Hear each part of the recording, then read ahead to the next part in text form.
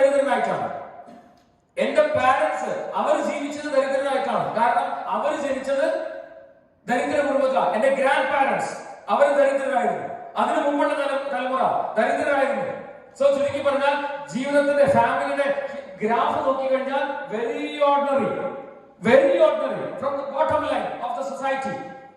പക്ഷേ ഇൻഡസ്ട്രിയുടെ ജീവിതത്തിൽ വന്നപ്പോ ഞാൻ ഇൻഡസ്ട്രിക്ക് അനുസരിച്ച് എന്നിൽ മാറ്റങ്ങൾ വരുത്തി ആ ഒരു ക്വാളിറ്റി ഇംപ്രൂവ് ചെയ്തപ്പോ ലൈഫിൽ എല്ലാ അർത്ഥത്തിലും അത് മാറാൻ തുടങ്ങി. ഇന്ന് ആ ഗ്രാഫ് ഇങ്ങനെ വളർന്ന് അതൊരു പുവർ ക്ലാസ് എന്നുള്ള ലെവലിൽ നിന്നും റിച്ച് ക്ലാസ് എന്നുള്ള ലെവലിലേക്ക് മാറി. ഞാൻ മുതൽ എന്റെ ഫാമിലി റിച്ച് ക്ലാസ് ആയി.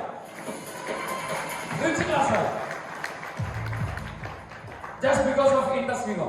ഈ ഒരു ഓപ്പർച്യൂണിറ്റി കിട്ടിയതുകൊണ്ടും ആത്മാർത്ഥമായിട്ട് ചെയ്തതുകൊണ്ടും. അതുകൊണ്ട് തീർന്നില്ല.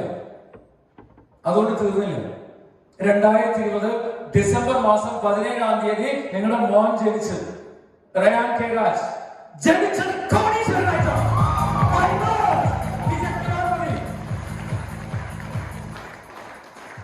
അടുത്ത മാസം ഞങ്ങളുടെ സെക്കൻഡ് ബേബി ജനിക്കാൻ പോവാണ്.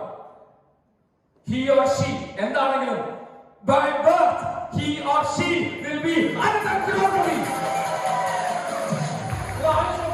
ഇൻഡസ്ട്രിയൽ ലൈഫിലുണ്ടാക്കിയ ടേണിംഗ് പോയിന്റ് ചേഞ്ച് എങ്ങനെയാണ്?